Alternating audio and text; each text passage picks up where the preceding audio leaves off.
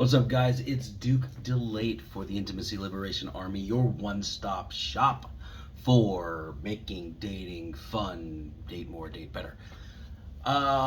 This is episode 6 of the How to Be More Attractive uh, series. We're almost done with it, and then we're going to move into some more deeper, like trauma-based stuff. And so today we're talking about how to develop or nurture a passion for life.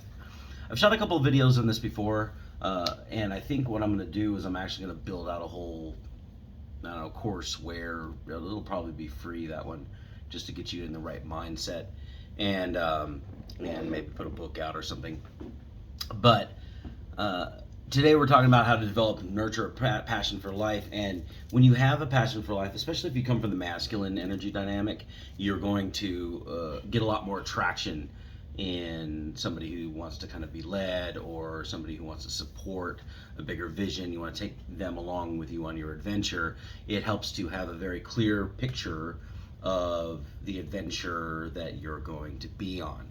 Like, we were just shooting the video for the mini workshop called Unawkward, the one where you never run out of things to say. And Jackson and I were talking about one of the most important processes is to figure out yourself, like to know yourself first. And when you're developing your passion, you kind of have this North Star in your life where the one thing that you kind of want to accomplish before you're dead, or the thing you want to build up to get to, you follow that passion with you, and everything that you do kind of aligns in that direction. So if you don't have one of these, my phone stand is doing the, yeah. So if you don't have a passion, then it's very difficult to have everything kind of line up. You're just sort of throwing a bunch of things at the wall, seeing what sticks. So today we're talking about that, and let's get started. So having a passion, it's an activity that you look forward to in life because of the pleasure it offers. Like, you should be passionate about something that's rewarding for you, right? Because of the pleasure it offers, and also most of your passions are tied into some sort of generativity. If you're younger and you're like in a sport, then your passion may just be for the sport and you play, but you don't really play for the fans yet. But as you get older, you start to realize that most of the things that you do are designed to help other people, give back to the next generation, etc. And that provides kind of a fullness in your passion. A lot of the older athletes that I knew when I was growing up, they now they're in the blogging role or the YouTube role or whatever, and they're helping the next generation on. Like my old judo coach, he was a coach, and he was also an Olympian. He was also a Brazilian Jiu-Jitsu world's gold medal guy, and he started teaching and coaching, and then he had kids. He started falling out of the athletic part of it, but he's still coaching. He still runs a judo program down in Florida, but now he's doing products and blog posts and YouTube videos and stuff, just on the coaching mindset and the sport itself, and all the things that he figured out while he was competing at the highest level. And he's giving back to the rest of the next generation, and he's kind of bringing his son up to be a badass wrestler and get his own content going on. So like I said, generativity generally is a part of the passion, but that's just an aside. So if you're having problems identifying your passion, consider the following suggestions. First, consider your passions and your interests. Like, if you're super into sports, or you're super into programming, or you're super into writing, or you're super into some sort of art, right? It's a good place to start when you're looking to discover kind of what you should kind of like build your whole life around. Sit down, make a list of the things that are super important to you, and the things that are fascinating, things that like get you to focus and research, right? Some people are fascinated only by what the consumer media tells us to do. So you get super into like like the latest shows or the latest reality TV or celebrity gossip or whatever. And there are people who they're super into it. They know all of these like little details and they can piece everything together. And there's some of the only people who in the world who can actually do that at the level that they're at. And so then they'll open up blogs or they'll open up YouTube channels or whatever, and then they'll share it with the world, and they become the expert on that thing. You can be passionate about something that's been like spoon fed to you by the media. That's perfectly fine. But as you're passionate, like if you're super fascinated with it and you're super into it, then it's a good route to go down to explore to see, okay, what can I do with this? What can I base my life decisions around with this? I knew a girl growing up. She was just obsessed with Stevie Nicks and the Fleetwood Mac band, and she had all the albums and she had all of the connections and all of the she was the biggest fangirl ever, right? And eventually she moved on with life. She went to school in Arizona somewhere. I stopped talking to her for a while. And 10, 15 years later, I ran into her on, I think she looked me up on Facebook. She was in town for a holiday or something. And she said, so yeah, I've been doing this my whole life, but I ended up actually, as an administrative doing work for the Knicks family. And I'm like, oh, fuck, like really, like you stuck with it that long. You were so, kind of singular focused. And, she's super happy with her life, etc. So, whatever it is, like you don't have to, it doesn't have to be like I have to invent the next space rocket to go to Mars or whatever. Like you can still leave a big impact on the world, whatever you're into. And so like make that list, write it down, and just kind of explore with some of those things. Like you want to pay particular attention to the things that give you energy, things that make you excited, things that make you fascinated. Like not just things that are like, oh yeah, that's cool, but like things that are like, yeah, I get really into, you get really nerded out on, because that's something that you can become an expert about, and that's something that you can share a lot with the world with, and your passion is going to, like create, is going to inspire other people. So start with that list and see what's going on there. Your interests and values, like sometimes you're not just interested about a thing like a sport or a hobby or whatever, but you're interested in like a value, like eradicating oppression in a particular social group. Or I got a friend, she's an advocate for attachment theory, right? And she just goes off about that. And I have a number of people in the space because I'm dating coach. Like I, in these conferences and everything, I run into all these other people, and they're like financial coaches or they're whatever, and they've just chosen to just study this subject so deeply that when they give back to the world, they actually have something of value to offer back. So check your interests and your values, and see which one of those really turn you on, and that's the first tip on getting your passion in order. The second one is don't be afraid to try something new. If there's nothing on that list that makes you like super fascinated, then there's probably something out there that you need to go discover. After you compile that whole list of interests, and maybe you're super passionate about something, but you don't have a lot of experience in it, go out and try it. Go out and see what it takes to become an expert in that place.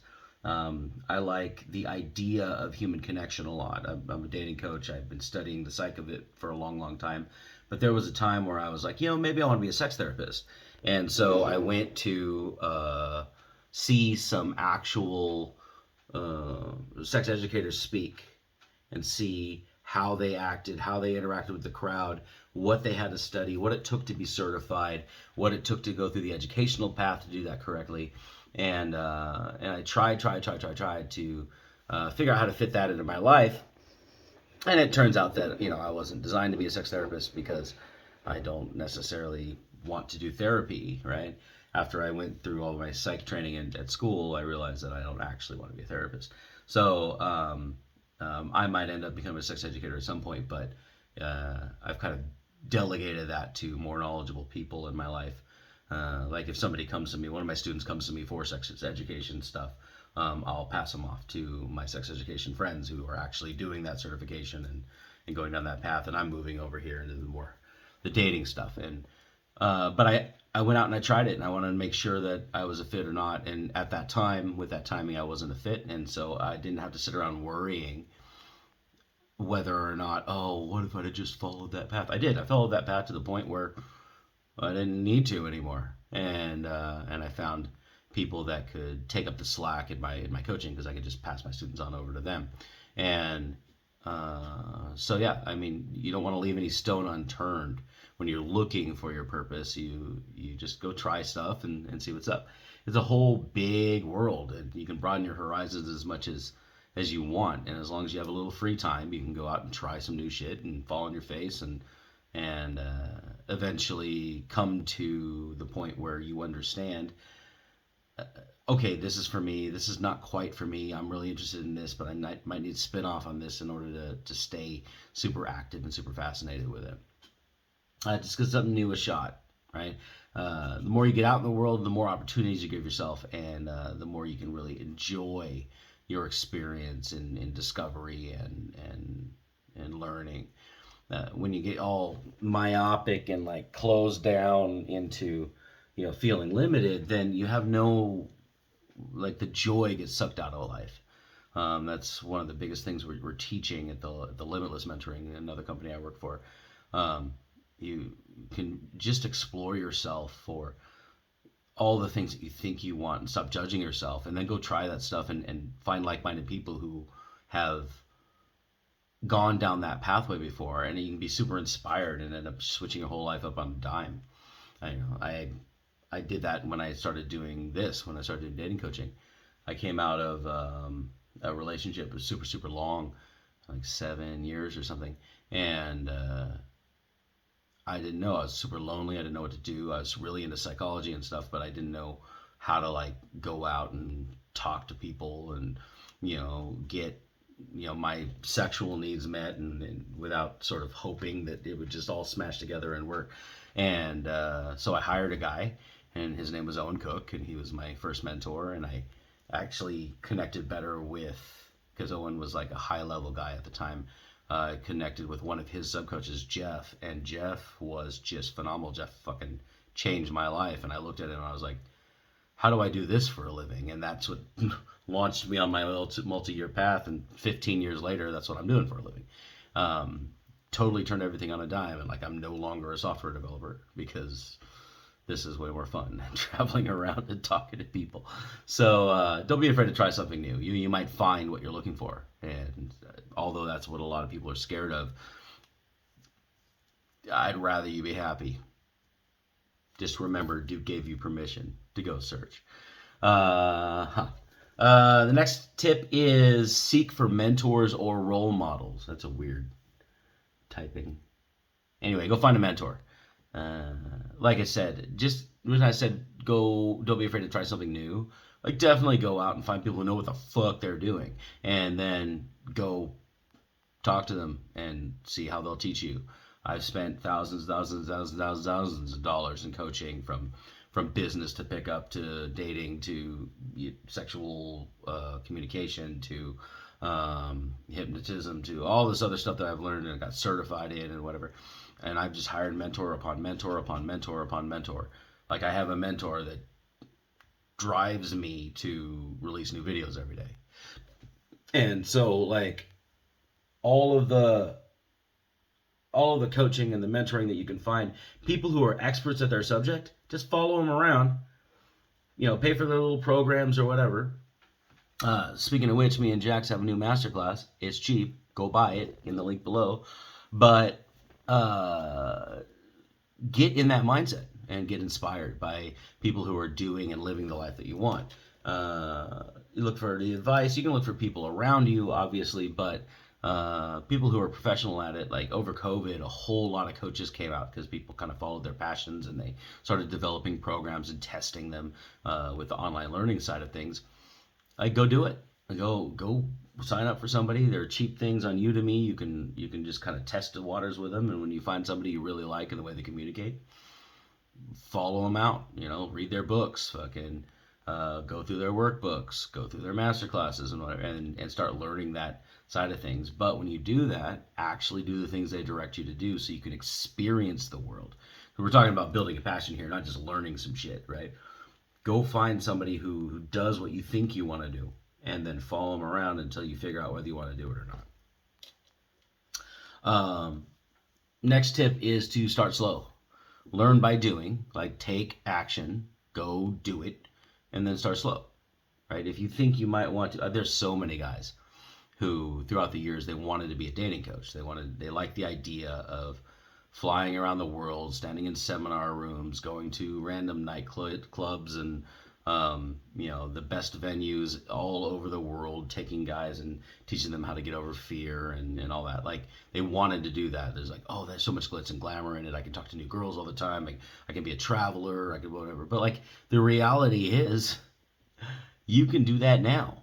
Like you just get on an airplane and you go somewhere else.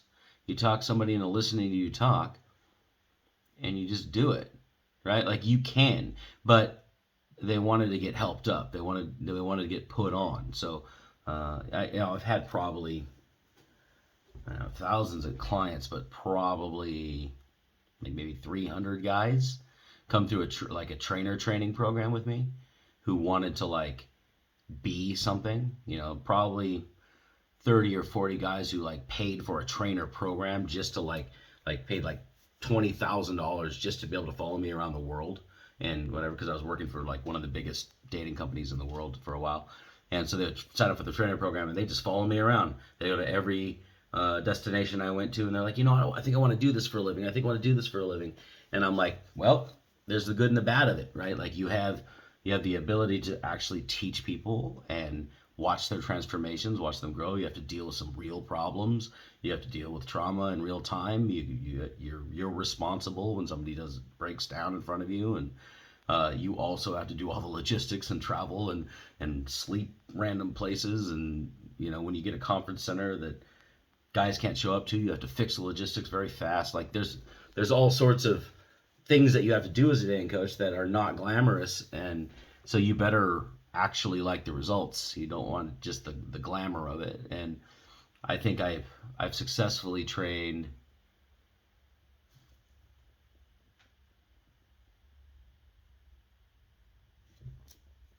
7 who actually became dating coaches. Like they actually liked it enough to do it.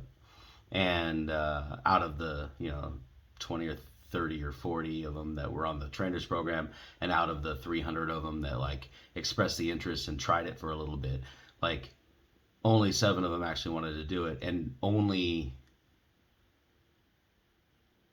3 of them still do it, right? Like they like one of them, he just got a girlfriend and like they're about to get married, and he wrote a couple of books and then he dropped off the scene. And then like one of them, basically they get girlfriends and they don't want to fly around the world and talk to girls anymore. That's what it is. But anyway, I'm going off topic. Basically, start slow. Like go out, try it, do it for real. See if you like it, and if you don't like it, change gears and go on. There's nothing wrong with not doing what you set out to do, as long as you figure out that it doesn't light your soul on fire. Do what lights your soul on fire. But you can't sit around whining. Well, I mean, you can, but you can. If you sit around whining about how, maybe I'll get this done, maybe I'll accomplish it, and then you never do anything to go about it, then it's dreams, not goals, right? I didn't know that I wanted to start my own company. I didn't know that I wanted to be a content creator. And then I tried it, and it looks like that's the direction we're going. I was like, sales funnels are stupid, master classes are dumb. Like, I just want to do live training, and I just want somebody to book people to my live events because that's where I operate the best, right? It turns out I'm a reasonably decent content creator, and I actually like putting information together and delivering it for free and making a much larger impact, and then monetizing that on the back end with master classes and books and all this other stuff. Like, why didn't I do this 5 years ago when I had already kind of reached a level of mastery and I could have, diversified myself? It took COVID to make me really try this thing, and I like it. So, you don't have to where's it going with that? Oh yeah, you don't have to care about anything right now, but the more you try, the more is in your tank. Like I'm writing books now on things, notes that I've taken from my events that were 10 years old. Like I'd written out an outline for this seminar I was going to give, and then I just stuck it in my digital drive, right? Like my Notion, or my, like, Notion was around back then, but I migrated everything over from Google a while back. And now I'm looking at those things and writing books on it, and like doing YouTube videos on those stuff. Like that stuff is useful to me now. Like no piece of that journey was useless. Like it created who I am now, and I can continue to evolve, and I continue to be fascinated with it. So I keep moving forward. If you got a deep interest in a particular way to go about things, especially in this internet age, in the AI part of the world, like in the AI age, in the like, there is somebody who's done what you're trying to do out there. And as long as Google thinks it's chill, like, you don't want to do things that are edgy, like, start a minor attractions person's Facebook group. Like, you can't do that shit, right? You can't start hate speech on Reddit. Like you just, like, if you choose something that's real, something that is not going to get you shunned and outcast from society, then there's somebody who's done it. Somebody's left. The success leaves clues, like Tony Robbins says. Somebody has started a group. Somebody has got clients. Somebody gets paid to do things for in whatever, right? There are things that are not substantiated that people get paid thousands and thousands of dollars for. Like, it's ridiculous. Like, I have 3 girlfriends who all read tarot for a living. It's not that hard. Like, you have a deck, and you have a book, and then you flip the card over, or you have the person flip the card over, then you read what the card says on the book. Like, the tactical is not hard at all. I mean, to be a good tarot practitioner and reader, there's a language that you have to speak. There's a lifestyle you have to live in order to connect with your audience, right?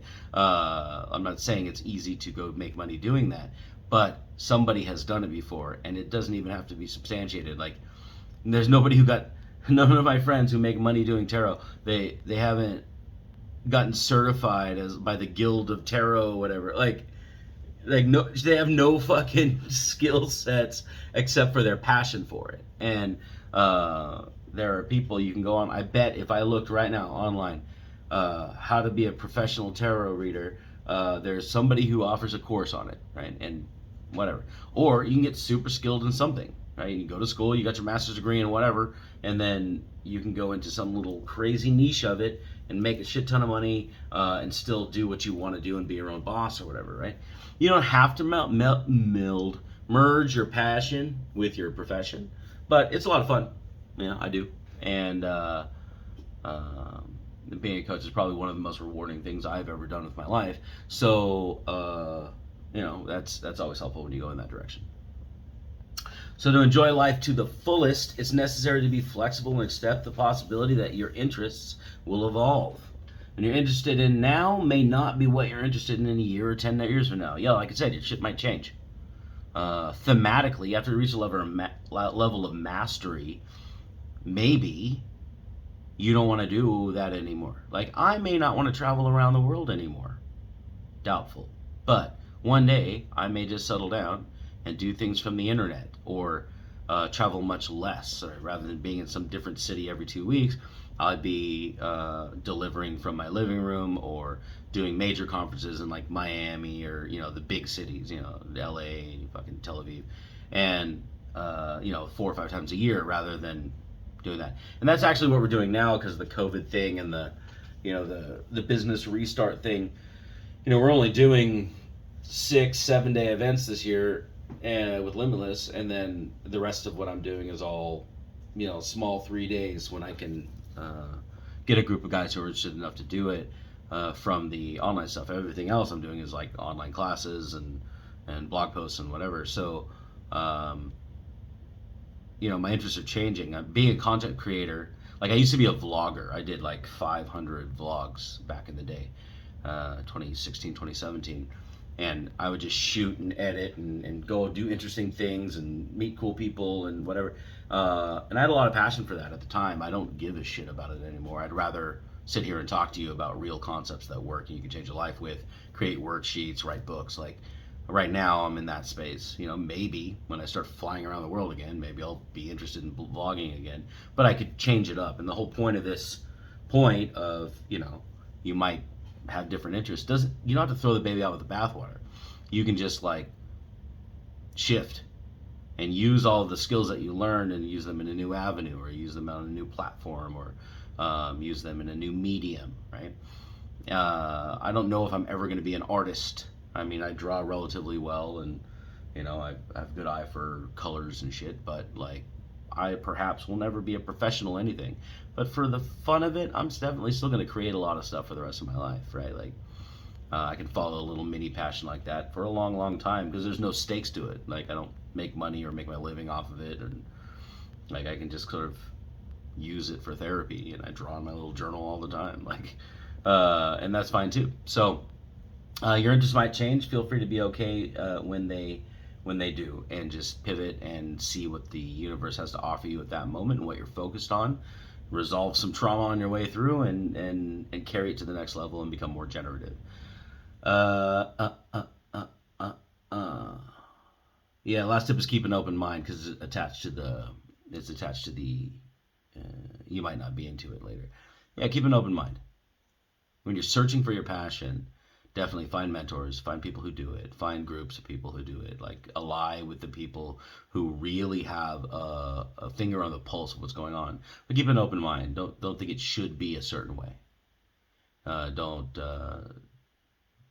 miss the beauty of what it actually is by being disappointed that it isn't what you thought it was. Don't miss the beauty of, yeah, right. I think that's what I meant to say. So yeah, go out and find your passion.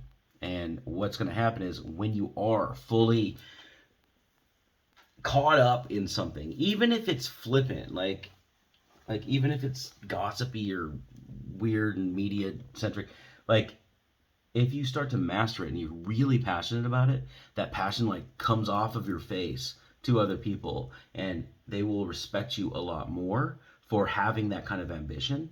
Also, you'll be much more attractive because you have a direction that you're going in, especially if you're operating on masculine space. Like if you're a man and trying to be kind of a traditional masculine role, having a purpose and mission is like the core thing to demonstrate masculinity. Like alphaness and dominance and all that other stuff, it's kind of like second, third level. Like the only reason you should ever be dominant or domineering over another person is because they cross you in your passion, because nothing else matters but that, right? Like it's not about control, it's about resolution. And so you're going to be a lot more attractive to people once you have this thing and you're able to express it well. I think that's it for the passion thing. Thank you for listening, watching here on whatever platform you're on. I'm Duke Delete for the Intimacy Liberation Army, and we are talking about this type of shit every damn day. So we'll be back on tomorrow. Tomorrow is about authenticity from me. Jax might release one in the next couple of days. Yeah, we just released a new book. We did a masterclass. You're probably not gonna listen to this because it's like the closing of the video and you already clicked off, so I can just talk and say whatever I wanted. The masterclass that we just shot, it's a mini workshop actually. It's an hour and a half long. It's about storytelling. I'm gonna drop the link in the thing below in the show notes or whatever, and you can go check that out. We talk about building up stories and speaking emotionally, and it was a really good time. So check that out. I will see you guys tomorrow, and until then, stay awesome.